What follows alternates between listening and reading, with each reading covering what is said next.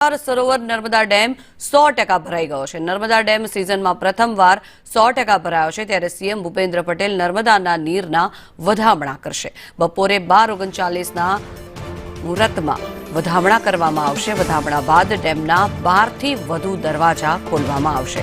ઉપરવાસમાંથી પાણીની આવક થઈ છે, ત્યારે નર્મદા ડેમ મહત્તમ સપાટી 138.68 મીટરને પાર પહોંચી છે। નર્મદા ડેમની મહત્તમ સપાટી 138.68 મીટર પહોંચી છે, ત્યારે નર્મદા નદીમાં પાણીની આવક 50,847 ક્યુસેક કરવામાં આવી છે। નર્મદા ડેમનો એક દરવાજો 1 મીટર ખોલવામાં આવ્યો છે।